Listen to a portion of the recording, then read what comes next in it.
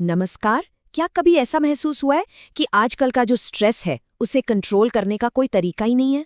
तो आज हम एक बहुत ही पुराने भारतीय विज्ञान, जिसे स्वर विज्ञान कहते हैं, यानी सांसों का विज्ञान, के एक बहुत ही गहरे रहस्य को समझने वाले हैं। हम सब ने ये पुरानी कहावत तो सुनी ही होगी, चिंता चिता समान होती है। ये एक ऐसी बात है जो चिंता को यानी वरी को सीधे सीधे हमारी मौत से जोड़ देती है। पर क्या सच में यही पूरी कहानी है? तो सवाल ये उठता है कि क्या हर तरह का स्ट्रेस सच में बुरा होता है? क्या ऐसा भी हो सकता है कि कुछ स्ट्रेस हमारे लिए न सिर्फ अच्छा हो, बल्कि जिंदगी में आगे बढ़ने के लिए जरूरी भी हो?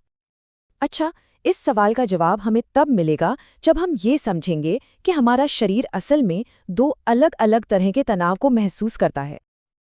अब देखिए, इन दोनों में से एक है हमारा दोस्त और दूसरा हमारा दुश्मन।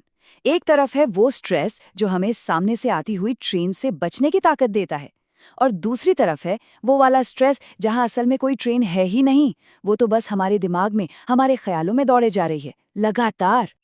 तो होता क्या है, जब स्ट्रेस सिर्फ दिमागी होता है तो हमारा शरीर कॉर्टिसोल और एड्रीनालाइन जैसे पावरफुल हार्मोन्स रिलीज करता है। अब क्योंकि कोई असली खतरा तो है नहीं, तो ये हार्मोन्स इस्तेमाल ही नहीं हो पाते, और फिर ये शरीर के अंदर ही जमा होकर उसे अंदर से ही खोखला करना शुरू कर देते हैं। तो फिर हमारी इन सारी मॉडर्न एंग्जाइटीज की असली वजह क्या है? और सच कहूं, इसका जवाब वो नहीं है जो हम में से ज्यादातर लोग सोचते हैं। तनाव को ना एक तरह से बुखार समझिए। बुखार खुद कोई बीमारी नहीं है, राइट? वो तो बस एक साइन है, एक लक्षण है कि शरीर के अंदर कुछ तो गड़बड़ चल रही है। हम अक्सर बुखार की गोली खा लेते हैं, जबकि असली लड़ाई तो उस वायरस से होनी चाहिए जिसकी वजह से ये सब हो रहा है। और वो असली वायरस, वो असली गड़बड़ है ओवरथिंकिंग, या बहुत ज्यादा सोचना। यही वो जड़ है जो हमारे दिमाग में तनाव और चिंता जैसे लक्षण पैदा करती है। तो इसका सीधा सीधा मतलब ये हुआ कि हमारी असली लड़ाई स्ट्रेस से है ही नहीं, हमारी लड़ाई है ओवरथिंकिंग से। हमें लक्षण को नहीं, बल्कि जड़ को पकड़ना है। लेकिन सवाल फिर वही है, इस ओवरथिंकिंग से लड़ें कैसे? हैरानी की बात यह है कि इसका जवाब हजारों साल पहले ही प्राचीन भारतीय योगियों ने खोज लिया था, और ये जवाब बहुत ही सिंपल है। स्वर योग का एक बहुत ही फंडामेंटल प्रिंसिपल है, शले वातम चले चित्तम। इसका मतलब है, जिस तरह से सांस चलती है, ठीक उसी तरह से मन भी चलता है। ये हमारी सांस और हमारे विचारों के बीच एक डायरेक्ट कनेक्शन दिखाता है। सोचिए, जब मन में विचारों का तूफान उठा हो तो उसे सीधा पकड़ना तो लगभग नामुमकिन है। लेकिन हम अपनी सांस को एक रिमोट कंट्रोल की तरह यूज कर सकते हैं, जिससे हमारा मन अपने आप काबू में आ जाता है। तो चलिए अब ये समझते हैं कि ये काम करता कैसे है।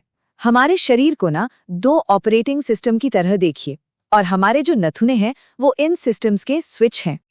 तो देखिए, हमारे शरीर में दो ऑपोजिट फोर्सेस काम करती हैं। हमारा जो बायां नथुना है यानी चंद्र नाड़ी, वो शरीर को ठंडा करती है, शांत करती है। और जो दायां नथुना है यानी सूर्य नाड़ी, वो शरीर में गर्मी और एनर्जी पैदा करती है। इसका मतलब ये हुआ कि हम जानबूझकर चुन सकते हैं कि कब कौन सा सिस्टम एक्टिवेट करना है। मान लीजिए किसी बहस में जाना है तो अपनी सूर्य नाड़ी यानी दाहिने नथुने को एक्टिवेट कीजिए, और अगर पढ़ाई या मेडिटेशन के लिए बैठना है तो चंद्र नाड़ी यानी बाएं नथुने को एक्टिवेट करना है। तो अब सबसे जरूरी बात, इस एंशिएंट साइंस को अपनी रोज की जिंदगी में इस्तेमाल कैसे करें ताकि इसका फायदा तुरंत मिलना शुरू हो जाए। एक बहुत ही आसान सा तरीका है ये जानने का कि अभी कौन सा नथुना ज्यादा एक्टिव है। अपने अंगूठे और पहली उंगली से एक ए जैसा शेप बनाइए, उसे अपनी नाक के नीचे रखिए और फिर सांस छोड़िए। जिस तरफ ज्यादा हवा का दबाव महसूस हो, समझिए वो सिस्टम अभी एक्टिव है। ये एक बहुत सिंपल सी टेक्निक है अच्छी नींद के लिए। पहला कदम, सोने से 1 घंटा पहले सारी स्क्रीन्स को बंद कर दीजिए। फिर अपने दाहिने नथुने को धीरे से बंद कीजिए और सिर्फ बाएं नथुने से 5 मिनट तक गहरी और शांत सांस लीजिए। और आखिर में जब लेटें तो बाएं करवट पर सोएं। ये आपके शरीर के रेस्ट एंड डाइजेस्ट सिस्टम को जगा देता है और आपको एक गहरी नींद के लिए तैयार करता है। तो ये बिल्कुल साफ है कि हमारे मेंटल पीस का सबसे पावरफुल टूल कहीं बाहर नहीं, बल्कि हमारी अपनी सांसों में ही है। वो हमेशा हमारे साथ है। अब असली सवाल बस एक ही है, क्या हम आज से इसका इस्तेमाल करना शुरू करेंगे?